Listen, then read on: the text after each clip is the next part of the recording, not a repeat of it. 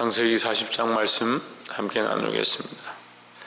40장 1절에 보면 그 후에 애굽 왕의 술 맡은 자와 떡 굽는 자가 그 주 애굽 왕에게 범죄한지라 했습니다. 자, 우리는 말씀의 관점을 항상 잘 봐야 된다고 말씀드렸는데, 이 말씀의 관점에서 바로가 등장하는 이유가 없고, 또 그 바로의 신하들 술 맡은 자와 떡 굽는 자가 등장할 이유가 없습니다. 그런데 하나님의 관점에서 보면 하나님은 온 우주를 주관하시고 역사하시니까 하나님께서 택하시고 그에게 약속하신 요셉의 관점에 볼 때에 그를 통해서 하나님이 일하신다. 그럼 요셉이 끌려가서 포로가 되었고 그가 팔렸고 또 감옥에 갇혔는데 그가 어디에 있거나 하나님 그와 함께 하시니까 결국 역사는 누구를 통해서 일어나느냐? 하나님의 백성을 통해서 일어난다. 그러니까 요셉이 감옥에 갇혔으니까 감옥에서도 역사가 일어나야 되는 거죠. 그러니까 이 술 맡은 자와 떡 굽는 자가 그 감옥에 들어가게 된 것, 그 주인에게 미움을 당해서 그 범죄에서 그 감옥에 갇힌 것은 단순히 그들에게는 그런 문제로 보이지만 이것은 하나님께서 요셉을 향한 계획 가운데 일하시는 것이다 라는 겁니다. 그래서 우리의 인생의 방향과 중심이 하나님 뜻을 따라서 달려가면 우리 앞에 일어나는 수많은 일들이 하나님께서 인도하시는 일들이 되지만 우리가 우리 뜻대로 살아가면 그것은 아무런 관계가 없는 것들이 된다. 그래서 우리가 이 복음과 믿음을 위해서 하나님의 영광을 위해서 살아가기를 주의 이름으로 축복합니다. 우리가 만일 선교를 위해서 거룩한 일들을 하고 전도의 일을 하고 우리가 가진 것들을 헌신하면 우리가 가진 시간들과 하나님 앞에 드린 것들이 또한 우리 안에 일어난 모든 일들이 하나님의 은혜로 역사되어져서 그 일 가운데 전도하는 것과 그들의 마음을 여는 것과 사람들에게 그 심령을 녹이는 그런 일들을 이루고 또 그 선교 일을 통해서 약한 것들이 떠나가고 그 땅이 변화되어지는 역사를 봅니다. 그럼 그 모든 중심이 어디에 있느냐? 하나님을 향한 방향들로 있으니까 그 앞에 되어지는 모든 역사가 하나님의 인도하심으로 되어진다라는 거죠. 근데 우리가 그런 믿음의 방향이 아니라 만약에 나의 먹고 마시고 즐기는 것들을 위해서 하고 있다면 결국 우리 앞에 일어나는 일들이 우리를 위해서 일어난다면 오히려 더 그게 문제인 거죠. 근데 이 관점을 자꾸 헷갈려 하는 겁니다. 자기를 위한 것과 하나님을 위한 것을 헷갈려 하는 겁니다.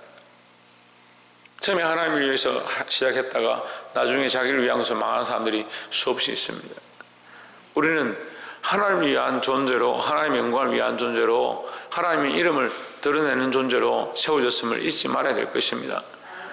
다시 말씀을 드리면 40장 2절에 바로가 거두가는 곧 술 맡은 가는 장과 떡 굽는 가는 장에게 놓아여 3절에 그들을 시위대장의 집 안에 있는 옥에 가두니 곧 요셉의 갇힌 곳이라 했습니다. 자, 1절, 2절, 3절을 보니까 그렇게 될 이유가 없는데 다른 가둬둘 때도 많이 있는데 하필 요셉이 갇힌 곳에 그들이 왜 왔느냐? 결국 이 본문에서 보면 이런 해석과 이런 역사들이 일어나게 하기 위해서 하나님이 일하신다라는 거죠. 그래서 하나님 우리를 위해서 일하시고 우리도 또한 하나님의 영광을 위해서 살면 하나님이 하시는 역사를 볼 것이다 라는 거죠. 하나님 살아계십니다.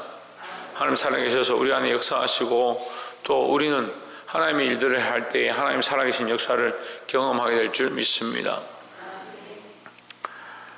6절에 아침에 요셉이 들어가 보니 그들에게 근심빛이 있는지라. 요셉이 그 주인의 집에 자기와 함께 갇힌 바로의 가는 장에게 묻되 당신이 들이 어찌하여 근심빛이 있나이까. 8절에 그들이 이르되 우리가 꿈을 꾸었으나 이를 해석할 자가 없도다. 인간이 모르는 것들이 많으니까 두려운 겁니다. 뭘 모릅니까? 앞날을 알지 못합니다. 미래를 볼 수 없습니다. 우리 속을 알 수 없습니다. 보이지 않는 영의 세계를 다 알 수 없습니다. 그러니까 항상 두렵고 근심하고 그래서 점치는 자들이나 술객들을 쫓아가는 것이 시대적 모습이기도 하지만 온 세대에 오고 가는 모든 세대가 그러한 것들을 쫓아간다. 근데 우리는 뭘 바라봐야 되냐? 하나님 바라봐야 되죠. 그 두려움은 어디 있느냐? 하나님 모르니까. 하나님을 신뢰하고 믿으면 두려워할 것이 없습니다. 8절 보면 중반에 요셉이 그들에게 이르되 해석은 하나님께 있지 아니하니까 청컨대 내게 구하소서 했습니다. 해석이 누구에게 있느냐? 하나님께 있다. 그러면 이상과 몽조와 앞으로 나아갈 모든 일들을 누가 하신다? 하나님 하신다. 그러니까 인간이 알고 해석하고 인간이 깨닫는 것은 한계가 있다. 그러니까 누구에게 맡겨야 되냐? 하나님께 맡겨야 된다. 그러니까 요셉과 이 다른 감옥에 갇힌 자들의 차이점이 무엇인가? 이거 뭡니까? 뭐가 차이입니까? 둘 다, 이 세 명 다 같이 감옥에 갇혀 있지만 둘은 두려워하고 요셉은 두려워하지 않는다라는 거예요. 너무 명백하잖아요. 이 두 사람은 뭐예요? 하나님 모르죠. 하나님 모르니까 두려워하는 것이고, 요셉은 뭡니까? 오히려 사방으로 우겨쌈을 당하고 억울한 상황은 돼 있지만 하나님 믿으니까 두려워하지 않는다는 거죠. 하나님 믿음으로 두려움이 떠나가는 그런 삶을 사시기를 주의 이름으로 축복합니다. 두 번째는 13절에 지금부터 사흘 안에 바로가 당신의 머리를 들고 당신의 전직을 회복하리니 했습니다. 이게 한 사람은 회복되어지고, 16절에 떡 굽는 관원장이 그 색이 기람을 보고 요셉에게 이르되 나도 꿈에 보니 흰떡 세 강주로 내 머리에 있고, 19절에 지금부터 사흘 안에 바로가 당신의 머리를 끊고 당신을 나무에 달리니 새들이 당신의 고기를 뜯어먹으리이다 하더니 했습니다. 요셉이 두 가지를 해석합니다. 하나는 술 맡은 관원장 당신은 사흘 안에 회복되어서 전에처럼 바로의 수종을 드는 자가 될 것이다. 영광을 다시 얻을 것이다. 이렇게 하고, 떡 맡은 관원장 당신은 바로가 당신의 머리를 잘라서 나무에 매달고 새들이 당신의 머리를 뜯어먹을 것이다. 이렇게 두 가지 예언을 합니다. 이 꿈을 해석해 줍니다. 여러분, 우리가 이 말씀을 알고 하나님 알면, 요셉이 하나님 아는 사람이죠. 하나님 아는 자, 하나님 뜻을 아는 자면 뭘 해야 되느냐? 심판과 구원에 대해서 같이 얘기해야 합니다. 심판이 있고 구원이 있다라고 얘기해야 합니다. 하나님 말씀을 떠났고 죄의 길로 걸어가는 자 반드시 심판이 있다라는 거죠. 특별히 오늘날 교회들이 잃어버린 게 뭐냐? 심판에 대해서 잃어버렸습니다. 뭐만 얘기하냐? 구원에 대해서만 얘기합니다. 그러니까 교회가 지금 딱 어떤 모양이냐면, 이 땅에 이렇게 살다가 죽기만 하면 구원받는다, 이거밖에 없어요. 그러니까 주와 함께 고난당하는 것이 있기 때문에 주와 함께 영광을 얻을 것이다 분명히 말씀하고 있는데, 그거 빼고, 주와 함께 고난당하는 거 빼고, 십자가의 삶을 사는 거 빼고, 희생과 헌신은 빼고, 충성과 봉사는 빼고, 이 땅에서도 예수 믿으면 잘 되고, 복에 복을 더하고, 들어가나 나오나 복을 받고, 네 자자 손손이 복을 받고, 너를 축복하는 자가 축복받고, 너를 저주하는 자 저주받고, 뭐 그런 얘기만 하고 있어요.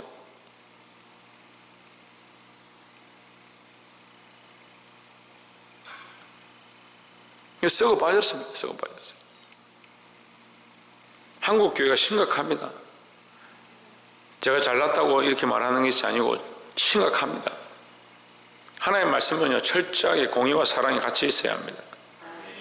그것이 하나님의 성품이고 하나님께서 우리에게 가르쳐 주시는 말씀의 중심입니다.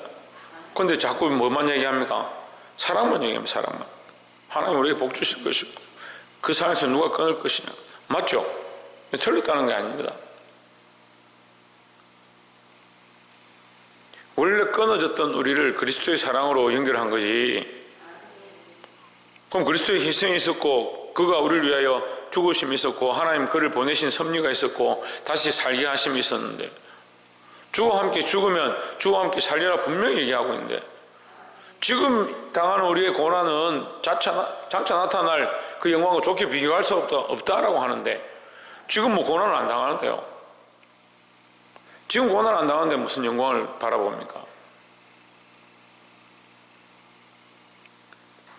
한국 교회가 너무 배불러대. 여기 한국 교회는요, 건물을 얘기하는 게 아닙니다. 한국 성도들을 얘기하는 거고 각자 우리 자신들을 얘기하는 겁니다. 우리 자신이 교회입니다. 예수 그리스도를 머리로 하고 하나님을 섬기는 각자가 교회입니다. 각자가 너무 썩어버렸다. 생각들이 썩어버렸다.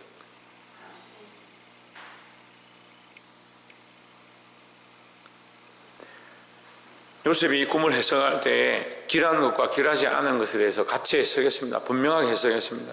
심판이 있을 것이다. 또한 구원이 있을 것이다 얘기했습니다. 우리도 또한 사회에 나가거나 사람을 만나거나 또한 가르치는 일들을 하거나 심판에 대해서도 반드시 얘기해야 하고 구원에 대해서도 반드시 얘기해야 합니다. 마지막으로 23절에 술 맡은 관원장이 요셉을 기억지 않고 잊었더라 했습니다. 술 맡은 관원장이 그 직위를 회복하지만 누구를 잊어버리냐? 요셉을 잊어버린다. 자, 근데 우리가 보아야 될 게 있습니다. 요셉은 누구를 의지합니까? 네, 하나님을 의지합니다. 누가 함께 하십니까? 하나님이 요셉과 함께 하신다 했습니다. 요셉은 하나님과 함께 하지 않습니까? 그런 게 아니죠. 요셉이 하나님과 함께 하고자 하니 하나님께서 요셉과 함께 하시고 하나님이 그와 함께 하신 요셉이 하나님만 의지하고 세상 사람들은 신뢰할 수 없다는 거예요. 인간들을 신뢰할 필요가 없다는 거죠. 인간들을 바라볼 필요가 없다. 시편 27편 10절에 보면 내 부모는 나를 버렸으나 여호와는 나를 영접하시리로다 했습니다. 부모도 버리고 친구도 버리고 세상에 많은 자들은 우리를 배반합니다. 근데 사람들이 어떻게 합니까? 하나님 의지하는 것보다 세상 친구를 의지하고 하나님께 신뢰하고 하나님께 묻는 게 아니고 부모에게 묻고 자식에게 묻고 세상에 묻습니다. 우리가 물어야 될 분은 하나님이고요. 이 요셉이 하나님을 의지해서 그 꿈을 해석하며 하나님께 물었던 것처럼 오늘 우리도 하나님을 신뢰하고 의뢰해야 된다라는 거죠. 이 사람이 요셉을 잊었지만 요셉은 그를 원수처럼 생각하지 않았습니다. 그가 바로에게 총리가 되었을 때 너 다시 두고 보자. 왜 나를 이렇게 했느냐. 그렇게 부르지도 않았습니다.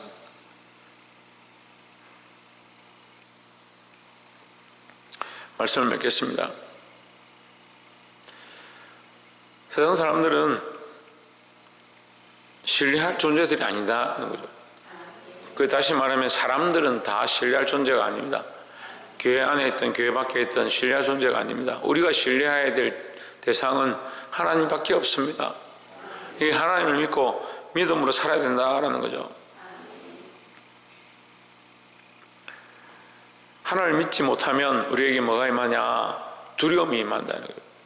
그 세상 사람들이 왜 두려움이 많은가? 하나님 신뢰하는 그 믿음이 없으니까 꿈을 꿔도 걱정하고 근심하고 앞으로 뭐가 될지 어떤 일이 일어날지 걱정하는 겁니다. 사랑하는 성도 여러분, 하나님 향한 믿음을 회복함으로 승리하시기를 주의 이름으로 축복합니다. 또한 우리는 심판과 구원에 대해서 똑바로 얘기해야 된다는 거죠. 칭찬하기는 좋아합니다. 그래서 칭찬은 고래도 춤추게 한다. 감사를 외쳐야 된다. 그럼 왜 외칩니까? 목적이 어디 있느냐? 복받기 위해서 있다. 잘 될 것이다. 많이 빠뜨렸습니다. 많이 잊어버렸습니다. 하나님의 영광을 위해서 해야 하고 하나님께서 우리에게 주신 사명에 따라서 그것을 위해서 내가 하나님께 감사하고 하나님께 기도하고 하나님께 기뻐해야 될 사명이 있는데 하나님이 잊어버린 것들을 자꾸 한다는 거예요. 그 하는 목적이 뭐냐? 하나님께 기뻐하고 감사하고 기도하는 게 아니고 자기가 복받기 위해서 기도하고 기뻐하고 감사하고 있다. 목적이 잘못되어 버렸다. 교회 안에 가장 타락한 무리가 뭐냐면요, 찬양하는 자들이에요. 찬양하는 자들. 성경에도 이 선지자들이 설 때에 엘리의 제사장 자식들이 제일 타락합니다. 하나님 앞에 가까이 있는 자들이 가장 엄란한 짓을 하고 가장 폐역한 짓을 하는 겁니다. 하나님 앞에 가까이 있으면 있을수록 하나님을 더 기억해야 되는데 가까이 있으니까 하나님 잊어버립니다. 하나님께 가까이 나아가고 늘 하나님을 바라보시기를 주의 이름으로 축복합니다. 이 심판과 구원이 있다는 사실을 늘 잊지 말고 믿음으로 살아서 주의 사랑을 깨닫고 세상을 의지하지 않는, 또한 하나님만 의지하는 저와 여러분 되시기를 주의 이름으로 축원합니다. 기도하겠습니다.